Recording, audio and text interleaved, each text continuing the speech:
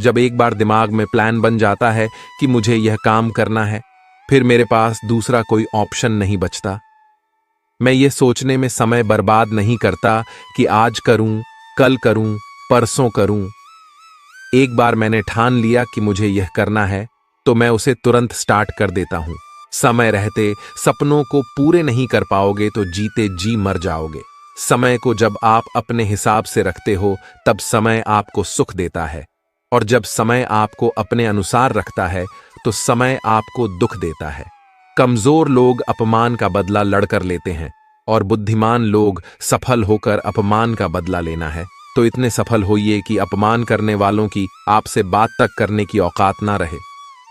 जिम्मेदार लड़के अपने पिता की दौलत पर नहीं, बल्कि वे जिम्मेदारी लेकर इतनी मेहनत करते हैं कि बुढ़ापे में उनके पिता को मेहनत ना करनी पड़े। जो अपनी मेहनत पर यकीन करते हैं, वे जीवन में कभी नहीं भटकते। वे एक दिन मंजिल तक पहुंच ही जाते हैं। आप जो बनना चाहते हैं, उस तक जाने के रास्ते आपके पैरों के नीचे ही हैं। चलने की शुरुआत कीजिए। अगर आप अकेले खुश नहीं हो, तो आप किसी दूसरे के साथ भी खुश नहीं रह सकते। किसी की अकड़ सहने, उससे दबने और रोने से बेहतर खुद इस लायक बन जाओ कि ना किसी की अकड़ सहनी पड़े, ना किसी से दबना पड़े, और ना किसी के लिए रोना पड़े। यदि कोई व्यक्ति बात करते वक्त कम बोलता है, और जब वे बोलते हैं तो वे तेज और सीधे पॉइंट पर बोलते हैं, तो वे उनकी कुछ बातें सीक्रेट रखने की अधिक संभावना रखते हैं। हर पल तुम्हारी एक सांस कम हो रही है। कोई उसे जी लेता है, कोई उसे काट लेता है। जीवन सिर्फ एक सांस है, इसे इसकी पूर्णता में जी लो। आप जीवन काटने नहीं जीने आए हो। सच्चा प्यार और सच्चे कपल वो होते हैं जो एक दूसरे का करियर बनाने में मदद करते हैं, एक दूसरे का जीवन बर्बाद करने में नहीं। अगर आप किसी चीज को उसके मालिक के रूप में देखते हैं, तो उस चीज को खरीदने की संभावना बढ़ जाती है। किसी चीज को पाने के लिए मेहनत इस हद तक कीजिए कि किस्मत भी बोल पड़े, यह चीज तेरे लिए ही बनी है। तुम्हें अब उसका दिल नहीं, बल्कि यह पूरी दुनिया जीतनी है। उसने किस हीरे को गंवाया है, यह बात सबके सामने प्रूफ करनी है। जो लोग काम करते हुए संगीत सुनते हैं, उन लोगों पर काम के दबाव का असर कम होता है। साथ ही यह भी देखा गया कि इन लोगों का बिहेवियर अपने साथी लोगों के साथ सकारात्मक रहता है। आधे से ज्यादा लोग इस दुनिया में खुश नहीं हैं। उसका कारण यह है कि लोगों का अपनी बुरी आदतों पर कंट्रोल नहीं है। सही गलत सबको पता है, लेकिन लोग जीवन में एक्शन लेने से डरते हैं, बदलाव लाने से डरते हैं, और अपनी बुरी आदतों को छोड़ने से डरते हैं। अंत में यह लोग रोते हैं, क्योंकि इनकी बुरी आदतें इनका जीवन बर्बाद कर देती हैं। जब दिल टूटता है, तो कुछ लोग नया रिलेशन बनाने की तैयारी करते हैं, और कुछ लोग अपनी तकदीर बनाने की तैयारी करते हैं। अगर आप 24 घंटे किसी के लिए अवेलेबल रहोगे, तो यकीन मानो वह एक दिन आपकी कद्र करना बंद कर देगा। दुनिया में आए और चले गए, ऐसा जीवन मुझे नहीं चाहिए। अगर आया हूं तो कुछ न कुछ तो बेहतर करके जाऊंगा ही। एक बार श्री राम ने कहा कि लक्ष्मण, मेरे और सीता के बीच एक विवाद हो गया है, तुम न्याय करो। लक्ष्मण जी मान गए। श्री राम ने कहा, मैं कहता हूं कि मेरे चरण सुंदर हैं। सीता कहती है कि उनके चरण सुंदर हैं। तुम दोनों के चरणों की पूजा करते हो, अब तुम ही फैसला करो कि किसके चरण सुंदर हैं। लक्ष्मण जी बोले, आप मुझे इस धर्म संकट में मत डालिए। तब श्री राम ने समझाया, तुम बैरागी हो, निर्भय होकर कहो किसके चरण सुंदर है।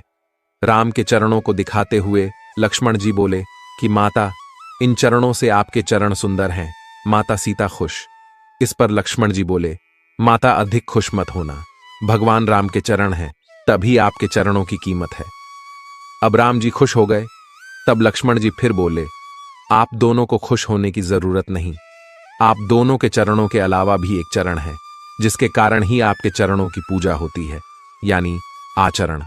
आपके चरण सुंदर हैं, तो उसका कारण आपका महान आचरण है। व्यक्ति का आचरण अच्छा हो तो उसका तन और मन दोनों ही सुंदर होते हैं, और वह संसार में अपने नाम की अमिट छाप छोड़ जाता है। जीवन अनंत नहीं है, छोटा है, लघुकालीन है। हम हमेशा नहीं रहने वाले। कितने ही लोग थे हमसे बड़े और हमसे छोटे भी, जिन्हें हम बचपन से अब तक अपनी यात्रा में जानते थे, हमारे साथ ही थे, लेकिन वे चले गए। उनकी ही तरह हम भी एक दिन नहीं रहेंगे।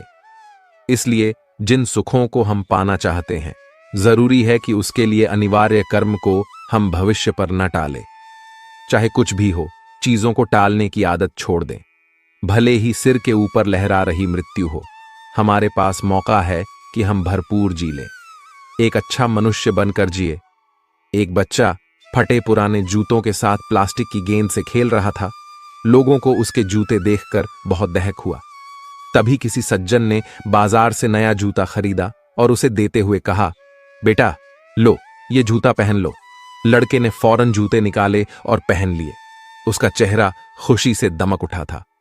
वह मेरी तरफ पलटा और मेरा हाथ थाम कर पूछा, आप भगवान हैं?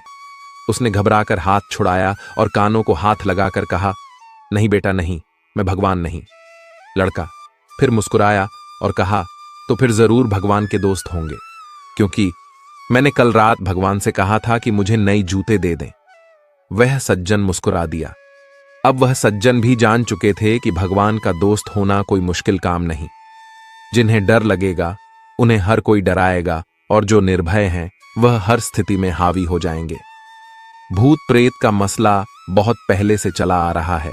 यह होते हैं या नहीं होते हैं, इस पर बहस ना करें, लेकिन इस पर चर्चा जरूर करें कि इंसान क्यों डरे। यदि आप केवल धर्म से जुड़े हैं तो कभी कभी धर्म भी डरा देता है। धर्म का अगला चरण और परिपक्व स्थिति अध्यात्म है।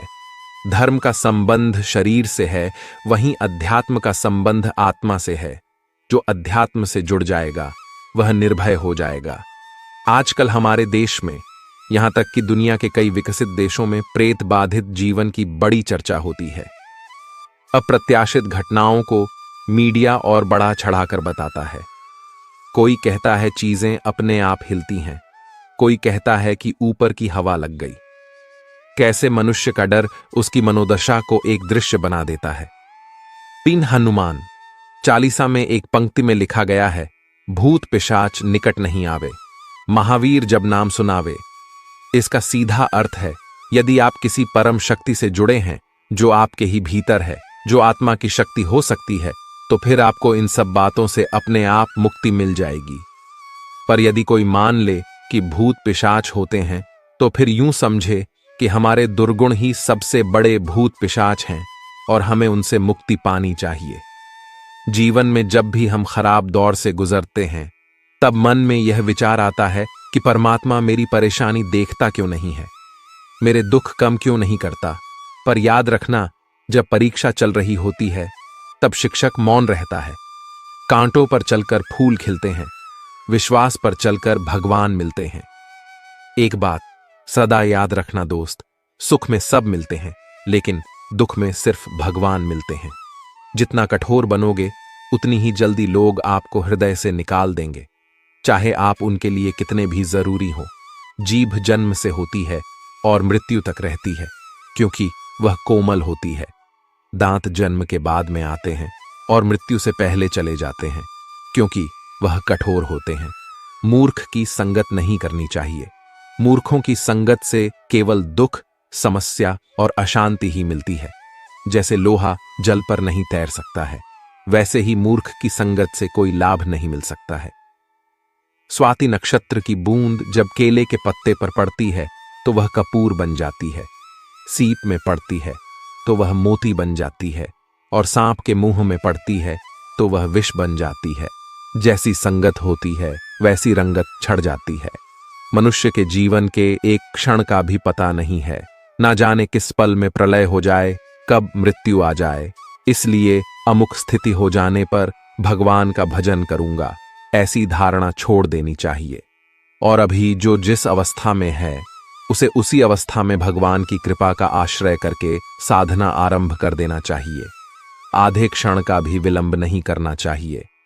एक वक्त की बात है, एक बहुत बड़ी कंपनी थी और वह कंपनी बहुत ही घाटे में चल रही थी।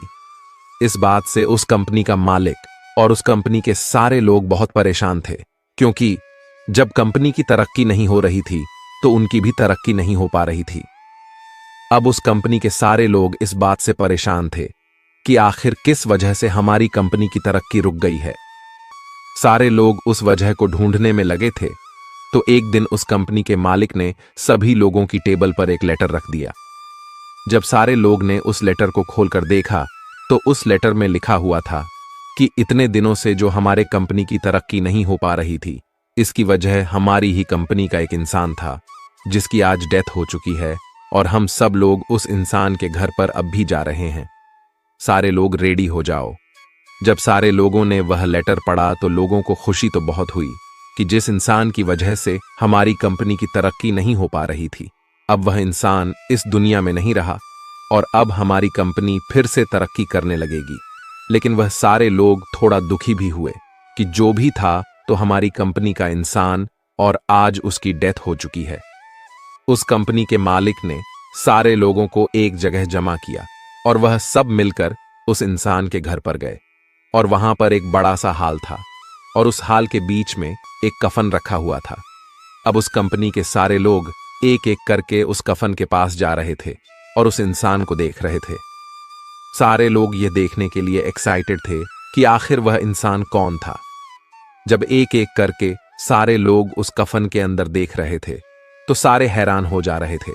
उस कफन में कोई इंसान नहीं था, बल्कि उस कफन में एक मिरर रखा हुआ था जिसमें उन सारे लोगों को अपनी ही शक्ल नजर आ रही थी। इस कहानी से हमें यह सीख मिलती है कि हमारी जिंदगी में हम जिस भी पोजीशन पर है वह हम किसी और की वजह से नहीं, बल्कि अपनी खुद की ही वजह से हैं। हम बहुत सी बार अपनी परिस्थितियों को दोष देते हैं, मजबूरी को दोष देते हैं, लेकिन हम यह नहीं सोचते हैं कि आज हम जो मजबूर है, आज हम पर जो हालात है, वह भी हमारी खुद की ही वजह से है। हम हमेशा अपने काम को कल पर टालते रहते हैं।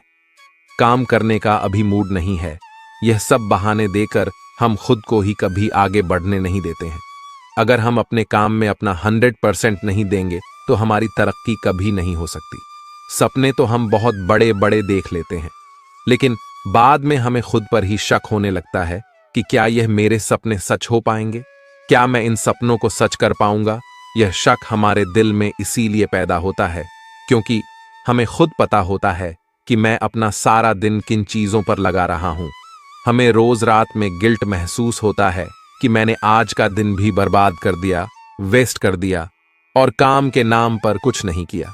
अगर आप भी चाहते हो कि आपको गिल्ट महसूस ना हो तो आपको उन बहानों को साइड में रखकर अपने काम पर फोकस करना पड़ेगा।